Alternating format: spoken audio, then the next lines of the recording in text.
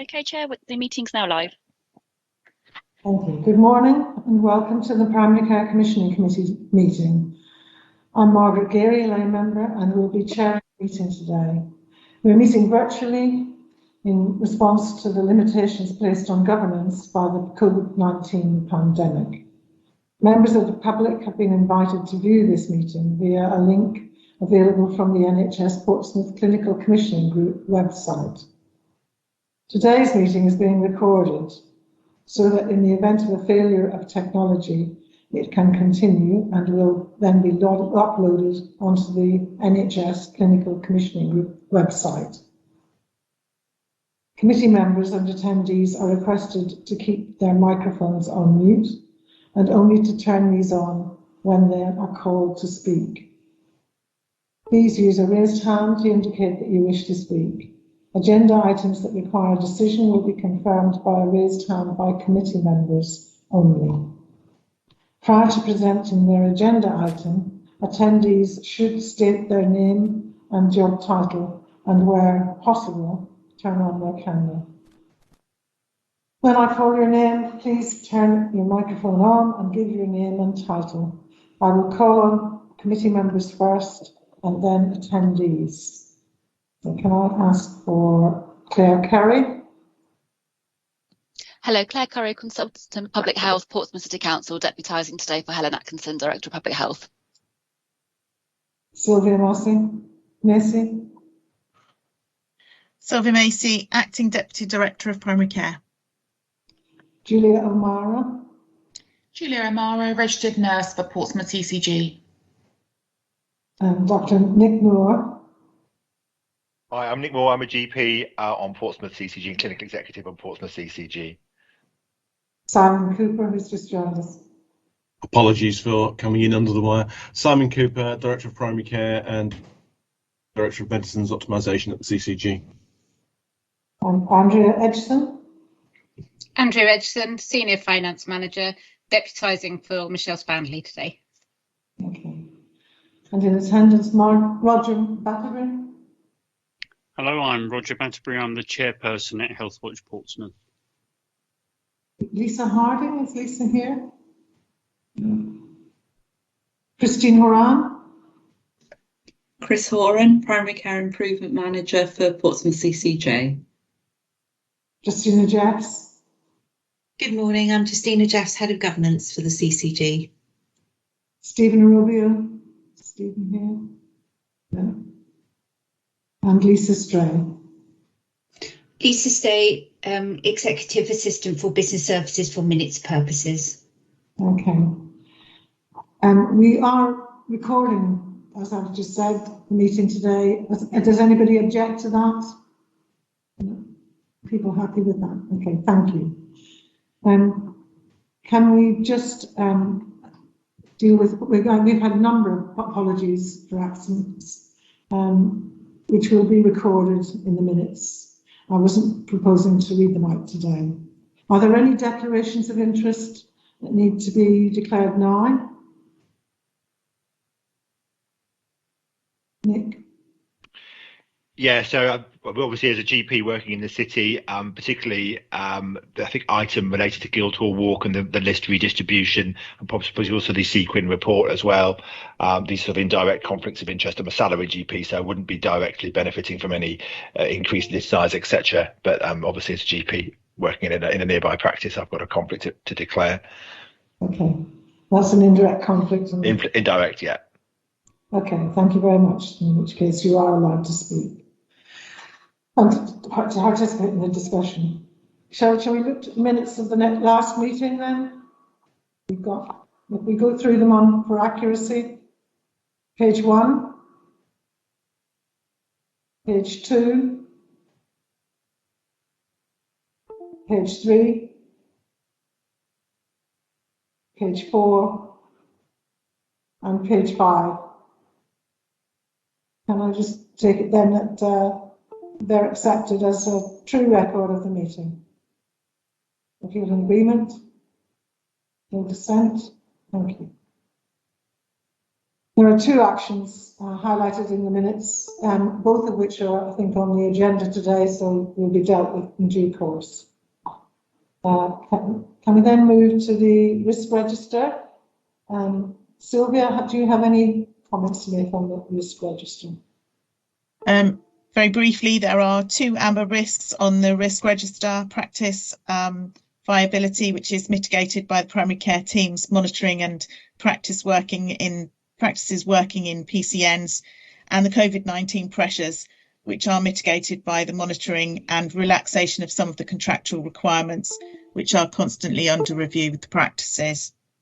At the last Primary Care Commissioning Committee, there were two risks which were identified as being too low, and it was requested that we looked at those. And following further review, the current impacts of 3, I'm asking if the committee are happy for them to go back up to the original assessment of likelihood of 4, because the likelihood hasn't actually changed. So if the committee are happy, that will be changed for the next meeting. Are people happy with that? Are there any other comments on the risk register? No? Nick's got his hand up. Yeah, it's just obviously system pressures are increasing, and it's probably before the minutes were raised, but I think there's been discussions about pressure on particularly the Independent Sector Treatment Centre and its ability to maintain all of the hours. And I think is that something that we need to probably reflect on here, because obviously that's part of the wider system. It takes pressure off primary care to a degree, and whether that's something that we need to just bear in mind as well. Yeah, absolutely. It does need to be added, but like you say, it was actually post having done the paper, so we will reflect that in some shape or form. I will also check how that's reflected on the CCG risk register, so we don't double up, but there will be something that reflects the system pressure at the moment added to the risk register for primary care. Yes. People in agreement with that? So that item will be added to the risk register for the next meeting. With some mitigation, obviously. Okay. Can we then move? Is there anything else anybody wants to add or comment on? No. Okay. We will move to the primary care finance summary, and Andrea. Thank you. So as you will have noted, the summary at the moment is for the first 6 months of the year, because we've been given our financial envelope for the first 6 months at the moment. So the report details our position at month 3 against a budget of 6 months. We still don't have planning guidance for how months 7 to 12 are going to work, but on national briefings, we've been advised that the process will take place between September and November 2021, and that there is an expectation that there's going to be waste efficiency, I think they're naming it, or something like that, but there will be an expectation of efficiencies that isn't in the first 6 months. So we know the next half of the year is going to be more challenging than this half.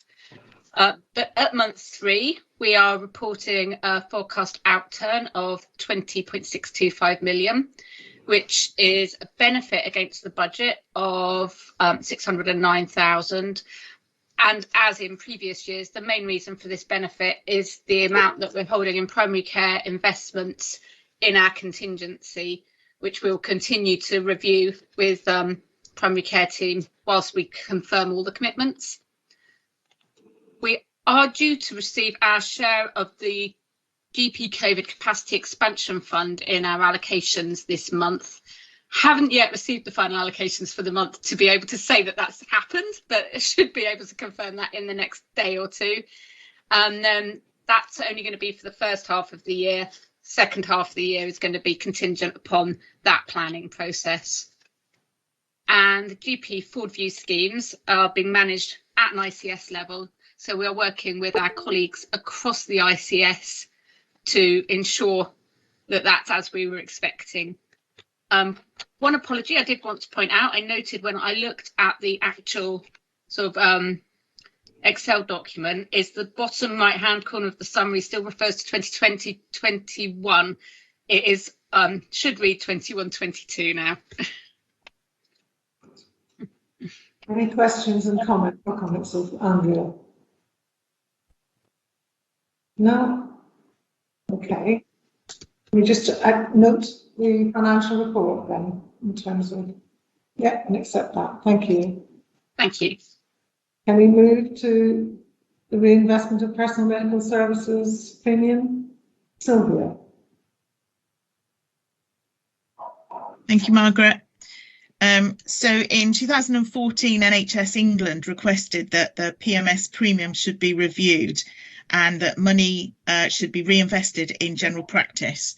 And that was a requirement from the centre. The funding for reinvestment was phased over 5 years, and for the whole 5 years, or at the end of 5 years, there was a reinvestment of 1.8 million. In line with the national guidance.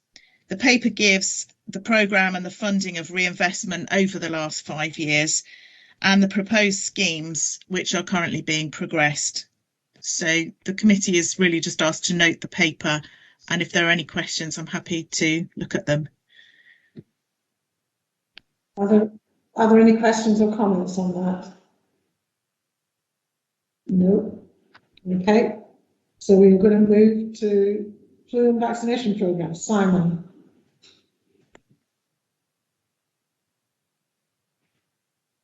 I can't find my microphone. Thank you, Margaret.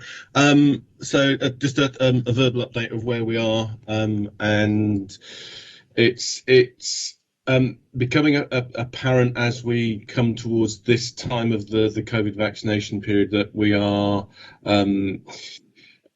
at the risk of a demographic issue of the city is the same as other cities in terms of our large proportion of a younger population. We've had some particular challenges in trying to engage with this population, and we've done some sterling work in terms of making it easier for the younger population within the city to access their COVID vaccinations. So we've moved largely to a walk-in system rather than a booking system, and we're seeing some benefits of that. We've had a recent walking clinic with the university that was organised, and Claire's done some sterling work around linking in with those, and I'm sure you're all aware of the recent clinic at Fratton Park, which was ably supported by the football club, who was very, very happy to support our efforts in terms of bringing that to a state of play where we've offered it to everybody that we possibly can. The practices and PCN sites will all describe that they've offered vaccines to those on the list that haven't had vaccine multiple times and tried different ways to actually contact and engage with these patients.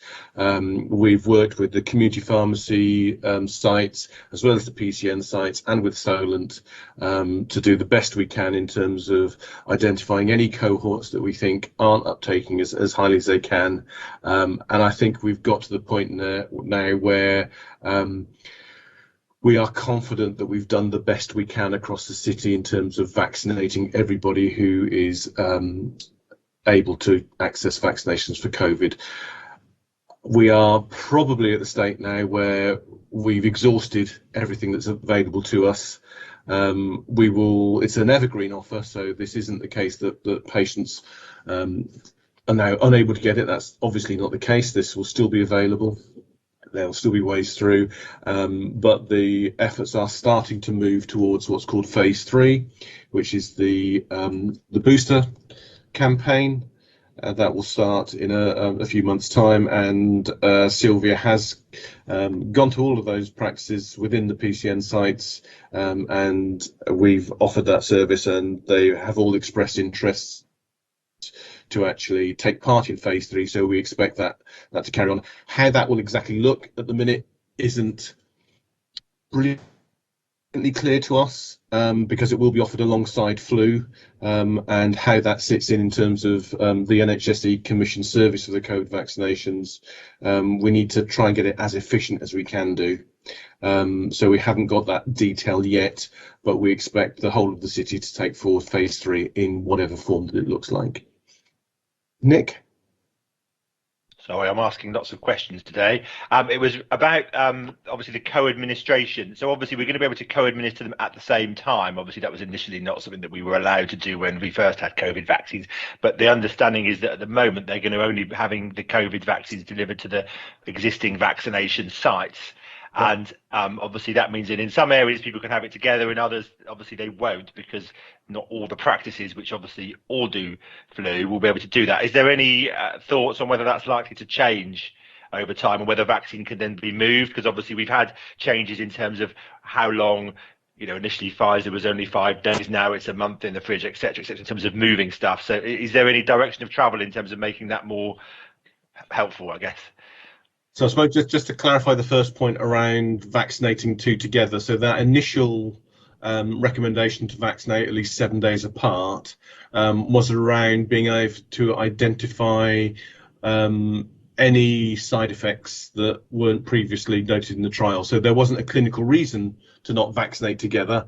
It was just around making sure that if there were side effects, we were able to identify which vaccine was causing those side effects. So obviously we've vaccinated across the country millions of patients now, so we have that data in hand, so we're now being allowed to vaccinate together.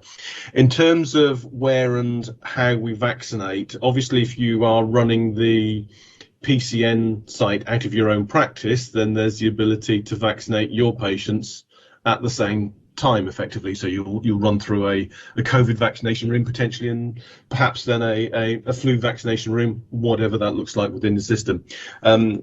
We are yet to understand fully what the logistics would be around moving that into other practices. We've still got the ability, as we had with COVID, to do pop-up sites. So we can potentially move vaccines around. What won't be currently able to us, what hasn't been described to us, is whether there is going to be a logistics in terms of delivering to other practices. I don't think that's going to be the case currently. It is only going to come to a single named site within the PCN, and as part of the phase 3 you have to identify a single site.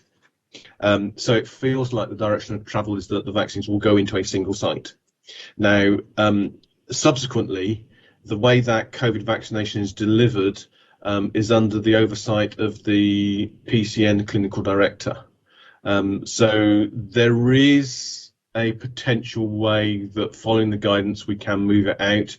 It is difficult. It is slightly fiddly because of the cold chain requirements, making sure that the vaccines are only moved within their approval, and we don't mix up vaccines that have been moved once and then haven't been moved, etc. So all of these things, in terms of making sure it is safe and appropriate and people are getting properly vaccinated, are quite detailed and make sure that they're there. So I think that would be the issue currently, unless we get some further guidance nationally. I think everybody would be supportive of trying to get something akin to the every year's flu vaccination program, but just being flu and COVID. But in terms of the national logistics programs to get COVID vaccinations out to the same place at the same time as the flu vaccines, I think is going to be difficult.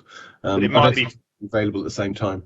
But it might be feasible potentially to do some moving, provided we follow the robust sort of cold chain procedures, and therefore you could foresee, because the thing I'm worrying about a little bit here is that obviously you've got a bit of a postcode lottery. If you're registered at a practice that is also a vaccination centre, then you can have them together, and if you're not, then you have to have 2 separate visits, which seems a little bit unfair, particularly when we're looking at a cohort of patients which are more vulnerable, because we're going to be boosting the older and people with more long-term conditions. So if there's a way of us trying to mitigate that, and obviously we've got to follow all due process, I think we need to try and investigate that. It's obviously got to be done properly. Roger's nodding his head, so I guess he's hopefully in robust agreement with that as well. So I think it's really easy to sit here and say that's what we'd like to do, and I would be supportive of that for all the reasons you've just said. I think one of the difficulties will be a practice receiving flu vaccines at a completely different time which they receive their COVID vaccines. We have to have the resource in terms of staff, the resource in terms of vaccines, and the patients all in the right place at the right time. And it's very easy to say, let's put up a clinic here and we can just do it and we'll call the patients in. But in reality, trying to time everything at the right time and make sure everything is appropriate, and ensuring that the PCN clinical director has the confidence that this is all going to work properly under their remit is challenging, let's say. It's going to make it more efficient, but not just for the patients, but also in terms of workforce. Because if you're jabbing two people together, you could potentially do that. But anyway, I've monopolised this enough. But I think it sounds like it sounds like it's something that's very much on people's radar to try and. It is very much on everybody's radar, Nick. I can reassure you. I don't know whether Margaret, you're on mute. Sorry. Let's hope we find an answer to it because it sounds important. Claire, you have a question or a comment? Thank you. Yes, just a couple of comments, and really just to add to, fully support what Simon said, just to add a couple of things for awareness. So firstly, completely recognise the absolutely huge effort that's happened in the city around vaccination. So really just to express my thanks for that, both to primary care, but also obviously to Solent and indeed Hive Portsmouth and everyone else who supported those efforts. Just to reassure in terms of, Simon's comments on uptake in younger age groups, absolutely. We do need to be ensuring we're trying to encourage all of those younger age groups to come forward.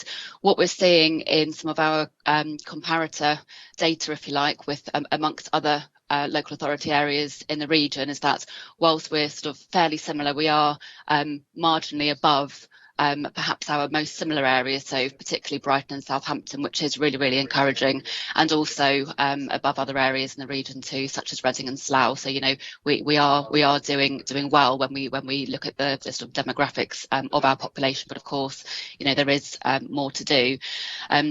Also, just to highlight a couple of bits of work which may be of interest, which are ongoing. So we've just started a local community champions programme. So recruitment to that has started. In fact, we've trained our first cohort of community champions yesterday evening, which is just really fantastic. And we've had some really good expressions of interest from a range of communities across the city coming forward for that. So we're really hoping that will be a really positive addition to the programme to encourage uptake in some of our diverse communities. We've also just completed some local insights work, particularly around young people as well, and we will be using that to inform perhaps a local campaign in August, really drawing on some of those motivating factors to bring young people forward. We know obviously there's been lots of announcements around, for instance, nightclubs requesting vaccination status and things like that. So there's lots of motivating factors which we can draw on. But really importantly, what we heard in the insights was that we are doing lots of the things that came through in that, for instance, walk-ins and so on. So really, really positive efforts. And just to a little bit of sort of wider context around COVID, of course, rates are currently really high.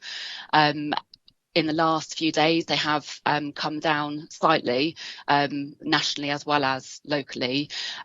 We're not completely sure from a public health point of view that actually that is a true reflection of reducing rates, but perhaps reduced testing, and obviously the football and other things have now finished, which may mean that there's slightly lower mixing or slightly less close contact in that regard. Positivity for testing does still remain high, so just really a sort of note of caution that now is the time to get to obviously take up the offer of both vaccinations, and obviously two doses offer maximum protection. So I hope that's just a helpful contribution to the item. Thank you, Claire. That's really helpful. Thank you. Any other comments or questions?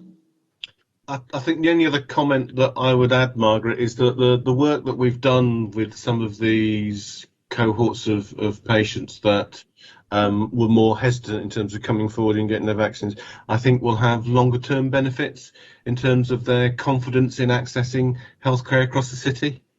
And I know one of the very early pop-ups that we did with one of the mosques, we did have some discussions and questions with those patients in terms of, would you be more willing to access healthcare directly from your nominated practice, etc. And it was a significant number were saying yes, it gave them that confidence to actually access through the normal means. So that gave us confidence actually this was the right thing to do. Okay, thank you very much for that. It's a really positive report on the vaccines, and hopefully the booster will be at the right time, in the right place, and and come together. Thank you. And we are asked to note that as a progress report of the board. Okay, thank you very much. Shall we then move to the sequin report, and Chris? Thank you, Margaret. Thank you. So you should have all received a copy of the 2019-21 sequin report. So this is just a bit of an overview of some of the outcomes from the scheme. This is obviously heavily been impacted by the pandemic, as with other schemes. So we've taken a very flexible approach, working very closely with our practices as well to see areas that could be, you know, we could still deliver on, or sort of alternative ways of working as well. Okay, I'll just give a quick overview. I won't go through the whole report, but I'll just give a quick overview. And if you've got any questions, just please raise your hand.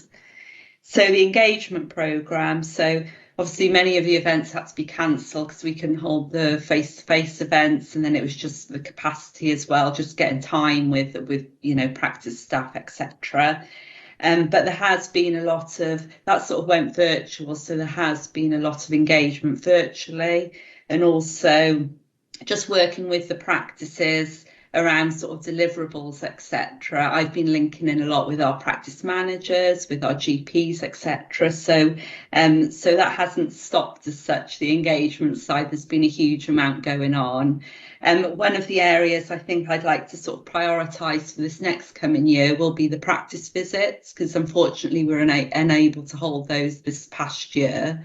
And it's just given us that opportunity as well to link in with all of our practices and to have those sort of more one-on-one conversations between our practices, the CCG and our clinical executive members. It's been a tough year for everybody, and so I think that's really key. So I'm really going to sort of push for these to take place, and that will be, you know, looked upon as a priority. Thanks. So the next element of the sequin was the technology programme. This was really, obviously, due to the pandemic, this has been a great opportunity as well to test some of these initiatives. And I think, you know, more of a sort of, we've been able to speed these initiatives up a bit more, where I think if we didn't have the pandemic, I don't think we would be where we're at with many of these initiatives and the technology side of things. So, for example, we've seen a huge increase in the use of eConsult, of online consultations. So if you actually see the figures in the report, there has been a significant increase. There has been some issues around this, around capacity and demand. So it's been very difficult for practices to keep on top of maybe some of the online consultations coming into the practice, because we've really promoted this. So we are working with practices across the whole footprint as well, of how we can better maybe support practices going forward in utilisation of online consultations. Video consultations, we did see quite an increase in use of this earlier on in the year, but then we've seen quite a significant decrease in the utilisation of this. And this was around a time where we were sort of testing sort of, you know, use of different technologies and how they wanted to carry out their consultations. And we then saw an increase in the telephone consultation. So that sort of overtook the video consultation side of things. So again, I think that's something we need to revisit. And I think it is a matter of making sure there's processes and sort of guidance in place across the city. There may be an aspect of training as well, and ensuring practices have got the right access to technology to be able to carry these out. The NHS app, obviously that's been another area we've been focusing on. Our figures for Portsmouth aren't massive, to be quite honest with you, if you have a look at the figures within the report. But over this next year, I am expecting to see an increase in that. Obviously, we don't know what's going to happen with regards to the evidence that you've had your vaccination. So I think that's naturally going to come with an increase on the NHS app. So again, there is quite a lot of work to go into that. Okay. Quality improvement programme. So around cancer screening. In 2019, 2020, we did see quite a significant, I think it's around 5% increase in this area. So the practices did a huge amount of work in sort of campaign work, promotion, but then naturally we did see quite a decrease again then during 2021. We are now sort of taking this forward. This is obviously a national drive. You hear it in the media, on the news quite frequently. I'm also part of the local task and finish group around screening to see, how we can better maybe support this programme of work and what we can do on a very much a local level. Okay. SMI LD health checks. Again, we've seen a decline in these, so we did see an initial increase in health checks, but we have over the last year seen a decline in this, which again was sort of naturally expected.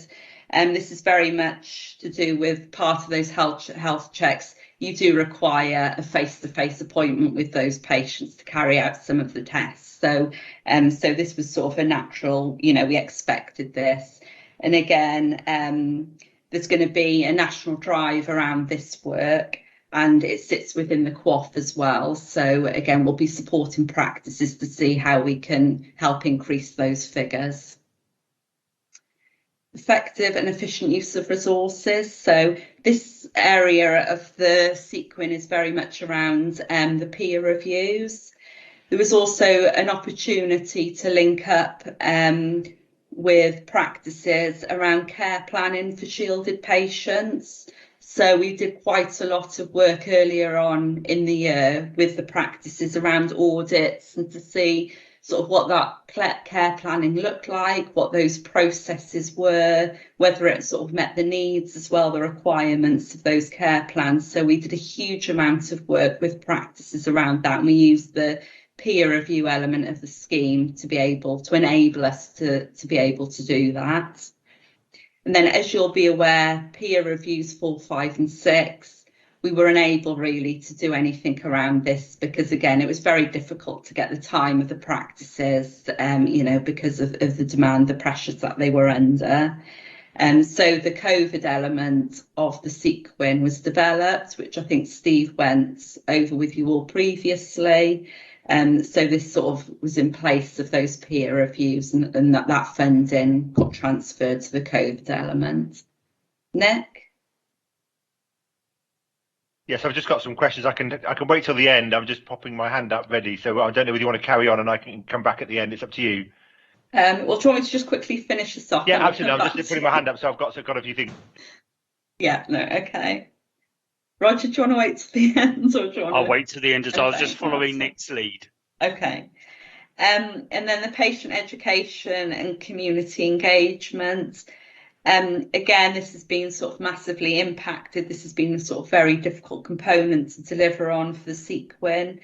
I've been working very closely with our care navigators, linking in with sort of other services we could utilise during this period, ensuring our care navigators were up to date with these services, they were aware of these services. So, so we did do a lot of work with them on this. We did see a slight decline in the signposting numbers for our care navigators, but we've really started to see quite a significant increase in those now. So, and also they've been linking in with our social prescribers. So again, this has been, this has been something we've really promoted during this period, and just the significance and the importance of these roles, I think, has really, really been highlighted during this period.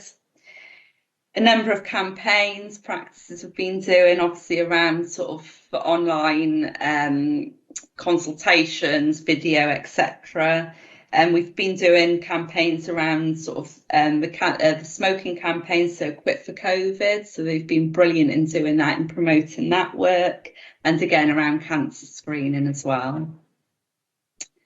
Okay, so just from my sort of summary overview of some of the sort of key outcomes of the scheme, obviously delivery has been a huge challenge, I think, for obviously us, trying to manage the scheme, but also practices. It's been a real challenge for them, especially during the pandemic. But they have been absolutely fantastic. Sort of, I've worked really closely with them, and they've wanted to engage with the whole thing and just linking up, on a very regular basis and trying to understand realistically their deliverables and what they realistically thought they could and couldn't deliver. So that's been a key to this. It wouldn't have been able to do it without that as such. I think my only other sort of key outcome from this as well was that obviously it was a 2-year scheme, the 2019-21 scheme. I did speak to all of our practices about it just to gain some feedback.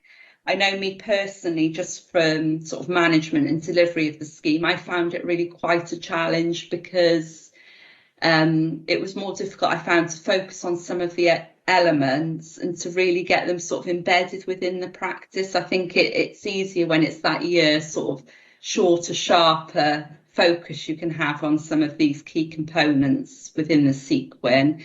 And talking to practices, I got the same sort of feedback as well from them. So as you're aware, we've gone back to the early schemes now, so for 2021 and 22.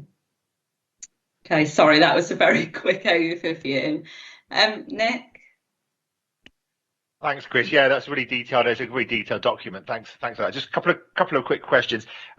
In replacement of you mentioned about technology and remote stuff, and I think we all kind of embrace the use of AccuRx as a means of having video consultations.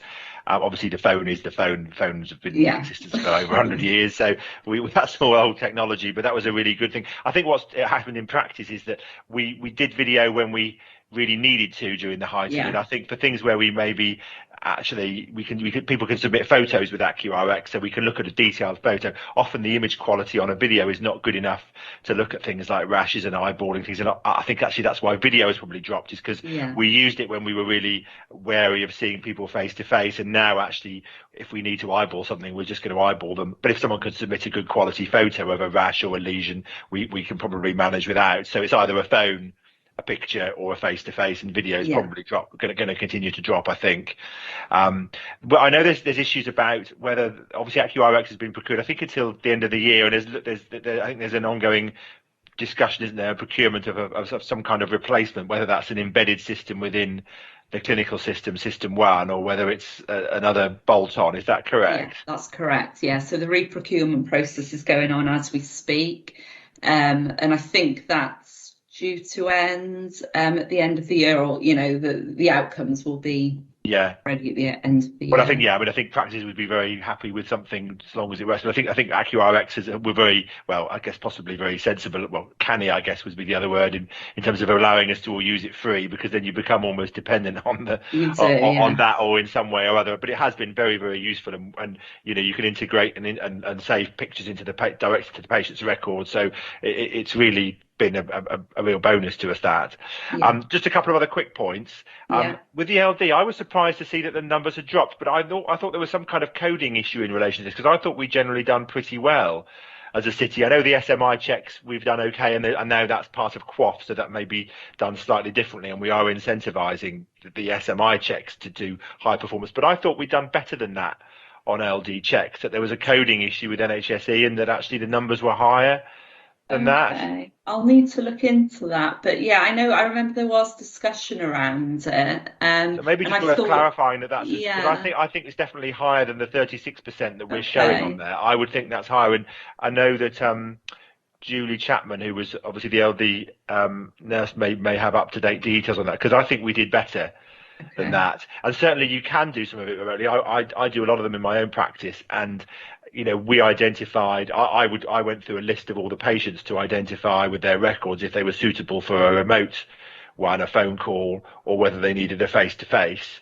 And particularly if they were relatively straightforward and didn't need, probably were not going to need a physical examination of some kind, we completed quite a lot of them remotely. And I think the guidance, national guidance, said that we could do them remotely.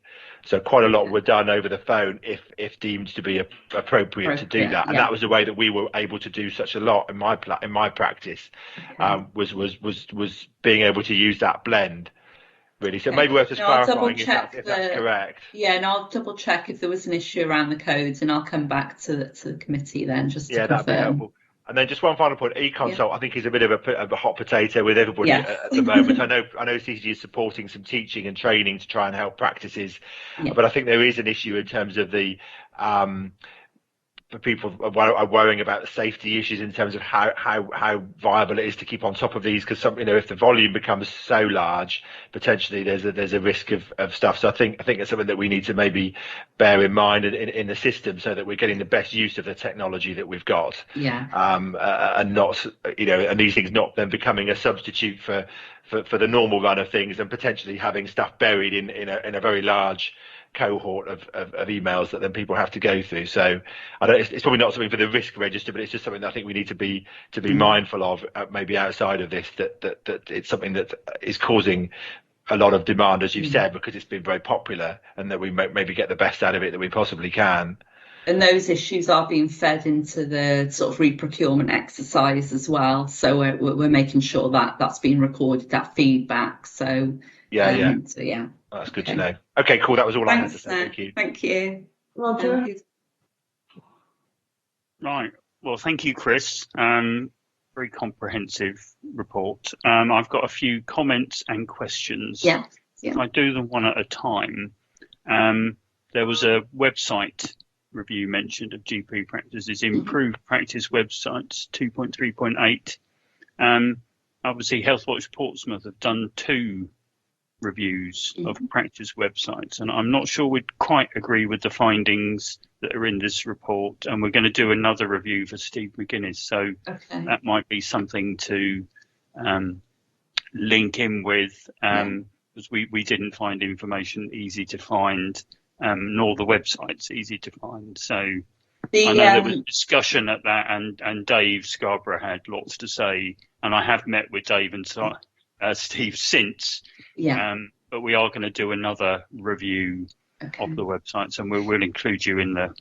That would be great, yes. And also our audit was very much around information around COVID, which the LMC had sent some information. So Sure. I think it was just, kind of, we might find it easy to find, but this was volunteers at Healthwatch Portsmouth doing it, so Portsmouth patients, and they couldn't find stuff easily. So that was just one bit. Care plans is mentioned in there, I think, as part of the peer review. My comments aren't particularly in order, I have to say. And there was talk of care plans for people that were shielding. Do we know what that experience would look like for a patient? I don't know, Nick, if you can elaborate on this, but they were all had access to care plans specifically for their shielded patients. Right. That means they just get a letter from the GP saying you're shielding, or there would be a specific care plan written for them? I think that it was a specific care plan written for them, and there was certain sort of criteria, as it were, to make sure these sort of checks, etc., were in place, and processes were in place. Okay. I was just wondering what the patient would have experienced, whether they would have been contacted or whether it would have been done behind the scenes, should we say? Right, okay. I can have a look at the care plan. I'll probably need to revisit it, but I can then share it with you as well to have a look. Interesting. I'm asking, twofold from, what patients of the city would have experienced, and as somebody that was shielding that wasn't aware that they had perhaps had a care plan. So perhaps I should have divulged that at the beginning, but I'm saying it now. Fine. I like Nick's point about e-consult and video as well. I've been part of a group that the ICS has been running about both e-consult and video consultation. So that was very interesting, and they're looking at, I think, reprocuring eConsult and a sort of Skype, Teams, Zoom type system as well, which sounds like, so I don't know when you're talking about procurement, whether it's more ICS procurement or Portsmouth procurement. It's more ICS, so it'll be across the patch. So you're linking it, right? Okay, it was just making sure that we weren't going it alone. No, it's across all of our footprint. As a very small cog in that meeting. That was just interesting. Picking up on the SMI and learning disability physical health checks. I'm not trying to copy everything Nick said, but I'm making an assumption that secondary care and social care are involved in that process. When I worked in secondary care years ago and the SMI register came in, we were certainly comparing lists of people, but about encouraging people to go in and have the checks and and it's also at what point you pick those patients up, as it were. So we have been linking them with Solent as well. So sharing, as you say, sharing the registers and identifying, you know, if they access a community service or secondary care, these patients can be picked up at that point. Can I just come in on that very quickly, Chris, just to clarify? So, in relation to the LD checks, we do work very closely with Solent, and if somebody is known to the LD team, we will send a copy of our check-in to them and have fairly close liaison with them. And because we both use System 1, there's mutual access to the various records. In relation to the SMI checks, we should be doing them for most of the patients who are not kind of inpatients or not otherwise unknown to us. So the vast majority of these the SMI ones are being done in primary care through our register, and in relation to it now, it's being part of QOF. So it'll be part of the routine run of stuff that you would have if you were having a diabetic check or asthma check, etc., because it requires what we call a cardiovascular risk assessment, so a check of your pulse, blood pressure, smoking, cholesterol, plugging all that stuff into a sort of risk algorithm to check that, you know, because a lot of these medications increase your risk of heart disease at an early age, notwithstanding the fact that quite a lot of these patients have higher rates as a population, have higher rates of smoking and other hazardous behaviour. So that's something that's primary care, and actually I think putting it into QOF is something that I think will probably make it more robustly done, because it's part of the other stuff that we do. You know, we've had QOF for 15 odd years now, and so, you know, if it's a QOF domain, practices are very, very sort of good at having a recall system and getting people in for all of those sorts of things. Sorry to butt in on that, but just to clarify. That was helpful. I remember those days well, working in secondary care. I'm assuming also that there's a physical health nurse working in mental health secondary care for Solent. That would be a good link as well. The other bit in your report talks, I think, under community engagement activities, talks about the PPGs being engaged with. You can probably guess where I'm going to go with this one. Well, I'm a vice chair of a PPG. I won't say where, but we had no contact from the surgery. Right, It was the other way around. It was the PPG saying, we'd really like to meet. And I link in with other chairs and vice chairs of the PPGs, and it's been a similar experience. So just kind of pointing that out. We've had emails from Jackie Powell, which has been great, sort of linking in with the citywide PPG process, but nothing from the surgery specific to me. And the education events that you talked about, the one at the university, just suggesting that if there are future events, it would be really good if we could do them together with Healthwatch Portsmouth.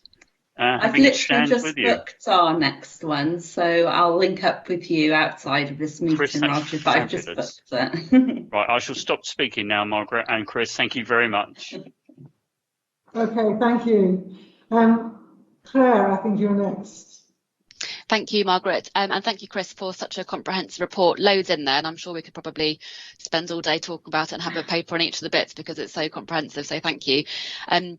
Obviously, from my point of view in public health, really cognizant of especially the long-term impacts of perhaps, lower uptake of screening and some of the, engagement in some of the sort of health behaviours bits that you've got mentioned there. Recognise there's been, huge efforts, and actually many of the screening rates have went up for that 2020 year before, obviously, COVID impacted. but particularly mindful that perhaps where there have been reductions in uptake, during the COVID year, that those, in the most vulnerable situations, or arguably perhaps may have benefited most from some of these programmes, have perhaps been impacted the greatest in terms of their uptake and not wanting to come forward. So really interesting, obviously, particularly for screening and IMS. Much of that relies on, recall and, call and recall systems. Yeah. So just really interested in terms of this year. Is there anything additional being done for that cohort who perhaps, weren't able to engage quite so well last year, recognising, of course, all the, pressures on primary care this year, and also, bearing in mind, I suppose the sort of huge efforts and achievements, I think, in terms of, what we've just heard around encouraging vaccination uptake. I think lots of that sort of shared learning is applicable to, many of these programmes, and just interested in if that sort of joined up anywhere in the system at all. Yeah, so sort of around the screening and the IMS specifically, we haven't included that in the next year's scheme just because it features as part of QOF, etc. So we've got to be careful with regard around sort of like duplication of payments, etc. But yeah, there is a huge amount of work going on. It is making sure, and that's across Hampshire, Isle of Wight as well. So I'm very much involved with the screening, the task and finish group there, and we're putting work programmes, plans in place at the moment, some of that work and how we can better support our practices.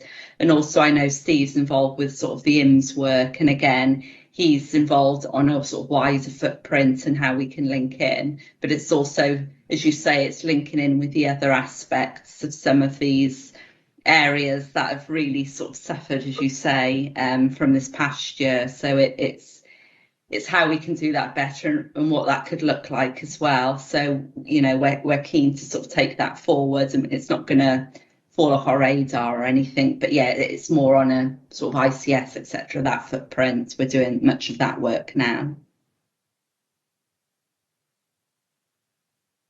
Simon, I think you're next. Yeah, just to an observation on the e-consult that Nick raised. What's becoming increasingly apparent is that patients really do like this, and it is something that they can jump on and firing. But I'm also not entirely convinced we've got the right routing for patients in terms of how they use this, and some of Nick's concerns around the safety of this is that some patients are not following the guidance in terms of routing them through the e-consult. So rather than potentially a useful tool to get rid of some of the non-urgent stuff that takes up the phone lines or even a face-to-face consultation, because that's how the patient feels they access primary care potentially, they are increasingly putting things through e-consult that are more urgent. And that's, I think, is where we need to bring the two sides together. I'm also quite conscious that we haven't had very much time for practices to evolve into being able to deal with this new way of working. So we're at a bit of a challenging situation where we've opened up almost an Amazon type approach where you can sit on your settee whilst watching Love Island in the evening and think, I can just throw in. I can see Roger immediately resonates to watching Love Island in the evening, but can then fire off as and when it comes to into your memory, and that may or may not be the right approach for it to be caught. Now I know we need to evolve into that place, but I think we've potentially created a problem in terms of giving this feeling of Amazon Prime when perhaps we're doing a more of an old-fashioned Royal Mail delivery, and we haven't had the intervening years in which to evolve from one to the other. So I think we need to be careful on how we take this forward. I think it will very much be part of the future of how we deliver healthcare, in the same way it's become very much a future of how other things are done in terms of online. But we need to also make sure that we don't lose out, or rather we use that efficiency of scale that could come with, I don't think we're there yet, that could come with e-consult or whatever its subsequent iterations are, that we use those economies of scale to balance those patients that don't use that. that it gives the ability to use that more time for those patients who find accessing e-consultation, etc., more difficult. So we don't sort of jump in one direction completely. We use that released resource, assuming we can get those efficiencies to scale, to actually use it for those patients with face-to-face or telephone calls or whatever that appropriate approach is. Okay. Important word of caution, but we'll see what transpires from the procurement. Julia. Yes, thanks, Margaret. Just picking up on a couple of comments and responses. One, and really just because I haven't been able to update Chris on some of the engagement events that I've been involved in as well, no, because they're primarily quite recent. But regarding the immunisations, I totally support what you're saying, Claire, and we've still been recruiting to general practice through this time. The workforce has been thriving in that way, and Bournemouth University across the whole of Wessex has still been running the Practice Nurse Foundation learning sessions, which are at degree level or masters, or on every 9 months. But unfortunately, a lot of those sessions have been converted to virtual. And so some of the feedback we've been having through the Health Education England Education Director is that the nurses are struggling to learn that way. And literally a meeting that I went to yesterday with Pippa Stupple, who's the Director for Health Education England, we were talking about we need to put on some more immunisation face-to-face events. You know, the nurses' feedback is they want to be able to discuss some of the complex regimes, talk about how they can increase uptake, what they do when a child comes in, that whole kind of group work that we do in the classroom. So we have been reinstating the face-to-face education, and certainly Pippa Stupple will be putting on another immunisation event for nurses that have actually given feedback to say that they feel they haven't actually learned at the same competency and capability as they would have been able to before. So that's looking at that. With regard to the engagement events, Chris, there's a couple of areas that I've been working with the nurses. Again, they want face-to-face. We've recently had a fantastic engagement event looking at the reinstatement of spirometry, recognising that nurses need to be learning, refreshing their competency in this skill, because that's been something that hasn't been running for over a year. So we've had a fantastic event, and that was cross CCG, working with Fareham and Gosport as well, and inviting sort of nurse practitioners and capable nurses and healthcare assistants that are competent and capable in spirometry to come to that event. It was a 3-hour event, face-to-face, really well run, and to look at all the complex challenges within restarting spirometry, recognising clearly that patients with COPD need to have this diagnostic test. Also, I'm running a Nurse Leads Forum next week, looking at flu, COVID, all things that Simon's been talking about, how they can practically work with that within their practices. Been doing lots of HTA forums. And just the final point, really, which was on the care planning. So just to say that I don't know formally how the care planning works, but working with the nurses and working, one good example is working with the lead nurse in our CCG around leg ulcers. So she's been working closely with the nurses both virtually and also developing care plans for that initial time when patients were needing to manage their care, the wounds at home, but working at how they can safely come into the practice and just kind of looking at their care plans around long-term conditions. So I don't know the formal process for it, but I know that from the nurses themselves, they are working at reinventing those care plans to help support the patient through the times when they haven't been able to access all the services. So hopefully that helps. Sorry, my voice is going a bit. Thank you, Julia. Thank you very much, Julia. Useful addition. Any other comments, questions on the sequin? We're asked as a board just to note the outcomes of the sequin from previously. Yeah. And thank you very much, Chris, for a very thorough report that most people seem to have appreciated. Thank you. Thank you. Okay, can we then move to the next item on the agenda, which is terms of reference? Justina. Thank you, Margaret. Yes, the committee are asked to approve the revised terms of reference. This is in line with a couple of things, really. One is good governance, because we haven't looked at them for a little while, but also as a result of a recommendation made by PricewaterhouseCoopers when they did a governance review for us earlier on in the year. So I just wanted to draw your attention to the cover sheet because that sort of explains the differences that have been made. As we've indicated today, we do have some deputies here. So in terms of quoracy, we're happy to accept deputies as long as obviously you as the chair are made aware of this. So just to let you know, this did go to our governing board, our recent meeting of the governing board to note, because as you're aware, the governing board are not able to approve these terms of reference. That's for us to do here. So I'm basically asking the committee if they would approve these in light of the fact that things will change, we know, over the coming months. I am working with my colleagues across Hampshire in terms of how we take all of these forward, but in order to keep us legal and decent, I think the words are, then I'm just asking if the committee are happy to accept these until certainly the 31st of March next year.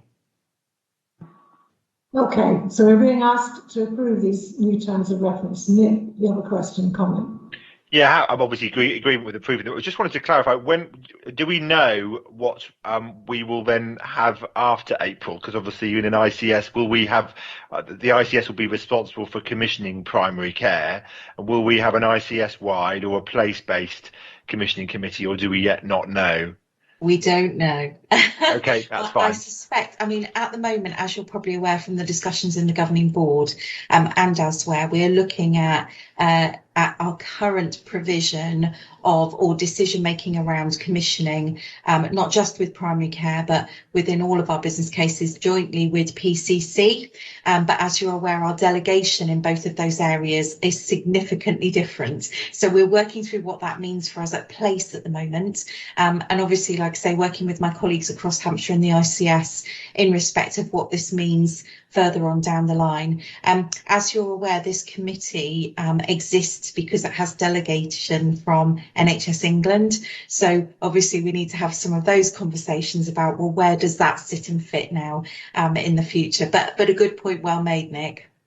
Because I think, you know, that's the thing, is I think we do have very good engagement with primary care, and if whatever we can design that happens next, if we have a say over it that allows us to continue the good stuff and the integration obviously with City Council, then all power to it, really. So perfect. But obviously, as far as this is concerned, this is for the next however many months, and I'm happy to agree with that. Yeah, so just to provide some assurance that we are working across some of this around place at the moment. Most of the focus we are doing is at place. Obviously, that's partly because the bill hasn't completed its journey through Parliament yet, and this is the stuff we're already doing. So we know the work that we've got, the priorities and programmes. In terms of the future, that's where we're working with our Hampshire and ICS colleagues. So we'll just take it as it comes, really. But we want to be able to shape some of this as well. So we've just got to recognise what does that mean and how is it going to fit in with all of the other stuff that's happening and evolving as time goes on. Yes, it does seem like the ICS may take over some of the primary care commissioning role that we currently have in terms of what's delegated from the NHS, but what is important for us in terms of the place is how we shape up the health and care partnership and how that then looks at involving clinicians and primary care. Absolutely. Okay. Thank you. Any other comments? Simon, I know you've got your hand up. Yeah, just to sort of reassure you, Nick, in some of those, and the rest of the committee, in terms of there is very much an understanding in discussion with my colleagues across Hampshire and Isle of Wight that there very much is a without using the word too often, there is a place for place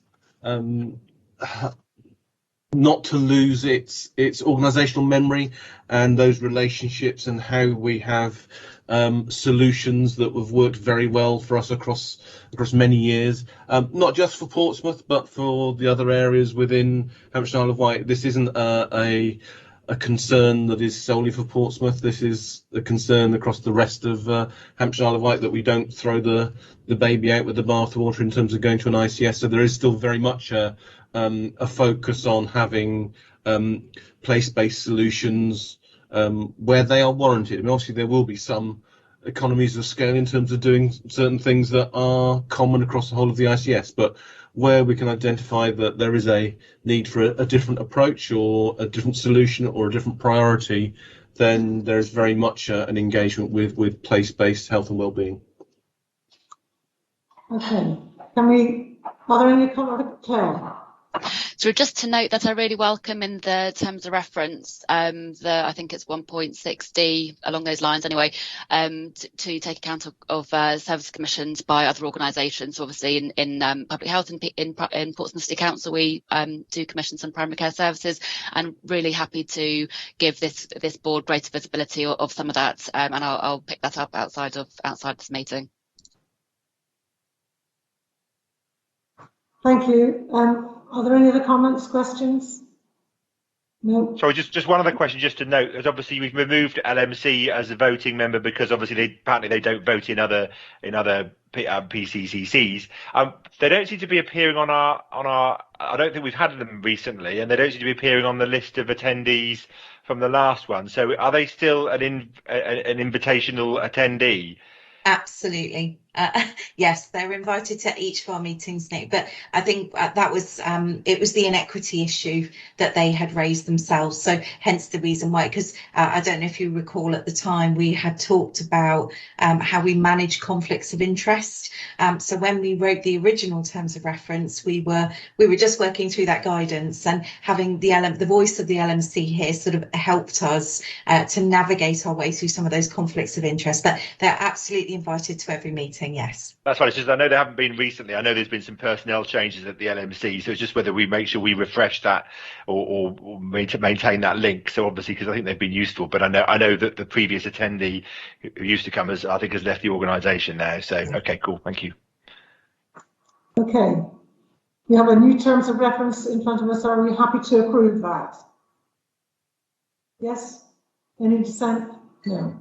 Okay, that's approved then. Thank you. Okay. Shall we then move to the Guildhall Walk Healthcare Centre update? Sylvia. Thank you, Margaret. As you'll remember, the Primary Care Commissioning Committee decided not to re-procure the APMS contract, which is currently held by PHL at the Guildhall Walk Centre. This paper provides an update on the contract closure and the list dispersal. Since the last update, a fourth letter has gone to patients informing them of their new practice. HUSC have been updated and the transfer of patients has begun.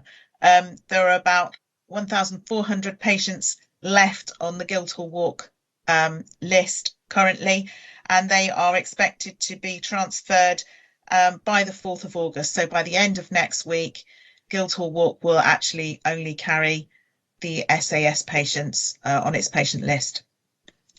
A further update will be presented to the committee in September, but I'm happy to take any questions that may be arising. Are there any questions or comments on that update, Justina? Yes, I just wanted to congratulate the primary care team, really, Sylvia, because I think the way the transfer has happened and, seems to have been seamless. And I just wanted to say, considering the number of patients and records that we're transferring over, I think the process all in all worked very well. Thank you, Justina. I will pass that on to Steve and Blanca, who have done, 99% of the work. So I will pass that on. Yeah, it has been a very thorough job, actually, and under quite a lot of scrutiny, which is really good. So pass on our thanks to them. Thank you. Any other questions or comments on the Guildhall Walk Healthcare Centre? No. Okay. Can we then move to the next item, which is Sunnyside? I was just trying to get my hand up. Sorry. I've got the publicly accessible papers, and I think we were sent a set of papers that related to the financial support that practices get, and I think it relates to, obviously you get a certain amount if they're allocated and a certain amount if they choose to come to you, and those were different. My understanding was when I looked at that, and I just wanted to clarify what the rationale for that was? I think it was to do with bulk transfers, Nick. If you got if you had a bulk transfer, then you didn't need to do some of the admin work of GP to GP transfer. So Okay, I think that that's the element, but Steve honestly has more detail of it. So if you have a further question, no, I just noticed that it was different, and I noticed it different depending on that, and that explains it, because it wasn't quite clear from the papers as to why there was a difference between someone who's chosen or if you just get a batch. That's fine. That makes sense. To do with bulk transfer and the cost to the CCG of the bulk transfer and the admin time cost to the receiving practice if they didn't have a bulk transfer. Okay, thank you. That will deal with the chair's action later. So yes, that question. Thank you very much. Okay, can we move to Sunnyside then? Sunnyside Medical Centre application, Sylvia. Absolutely, thank you very much, Margaret. So Sunnyside Medical Centre have made an application to move from a PMS to a GMS contract. The primary medical care policy and guidance manual sets out all of the process and requirements for a contract transfer, and that's shown on the cover sheet. And you will see from the information that's been provided that Sunnyside has met the requirements, and so the request is that the committee approve the transfer from a PMS to a GMS contract.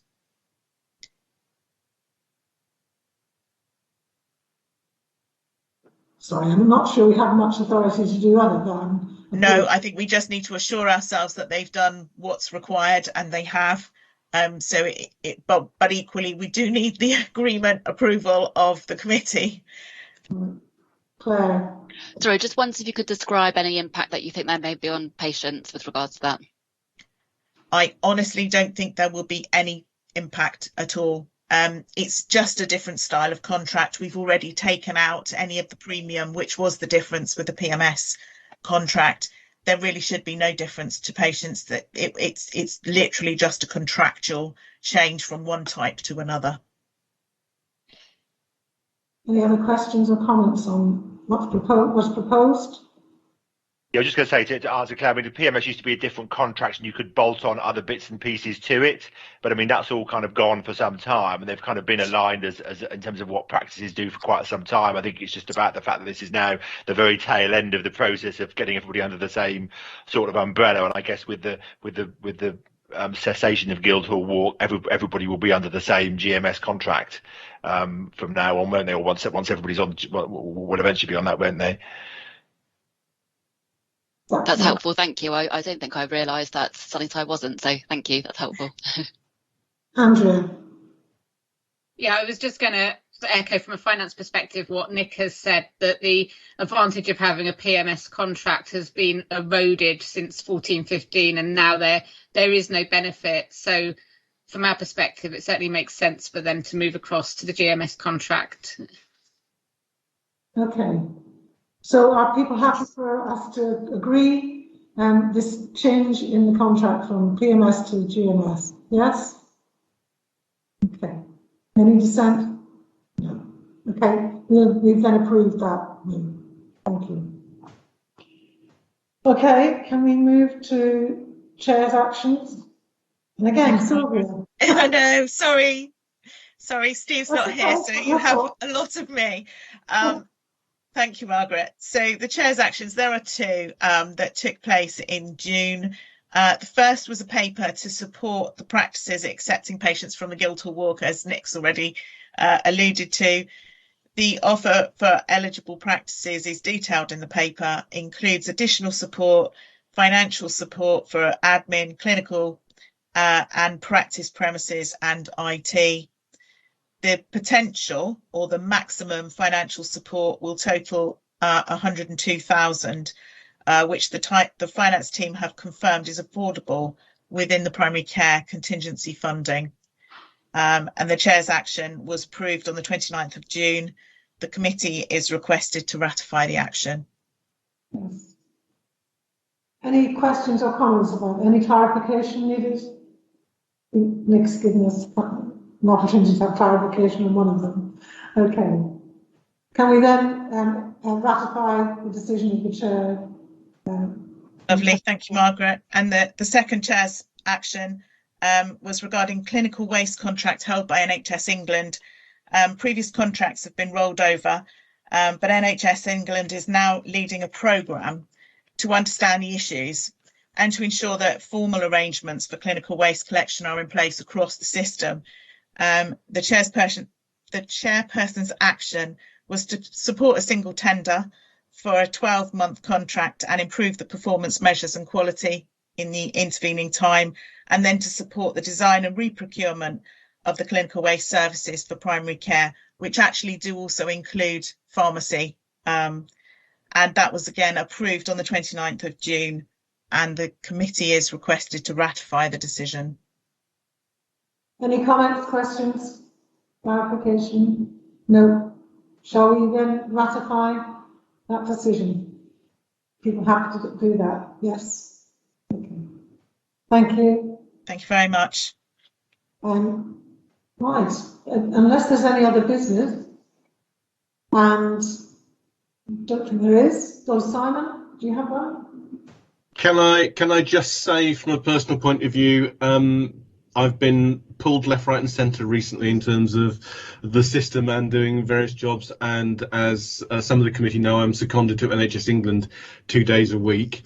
So the fact that things like Guildhall Walk and the running of this committee and Chair's Action, etc., have run so smoothly are down to Steve and Sylvia stepping up and supporting me completely ably and seamlessly, supporting everything that's gone under. So just to note my thanks from both of them for actually maintaining a steady ship whilst I'm off gallivanting around. I say gallivanting around, I'm still sat at the same seat, virtually gallivanting around the country, talking about prescribing data to various people.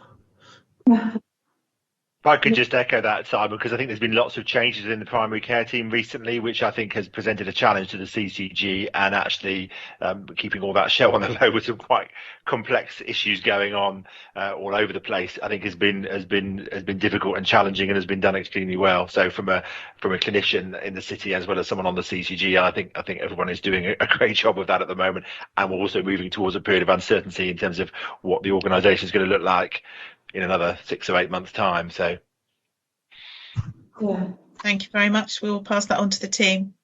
And just to echo that, it has been an extremely difficult and challenging period, hasn't it? We're all concerned, including GP practices. So we kind of just need to really appreciate all the efforts that everybody's made to keep this afloat. Thank you for that. The next meeting is on the 30th of September at 9:30. So we'll see you then. Thank you. Okay. Thank you. Thanks, Margaret. Bye-bye. Can we close the meeting, Lisa? Yes, I'll just go and stop the live stream. You'll be audible for a couple of minutes. I'll just let you know. Okay.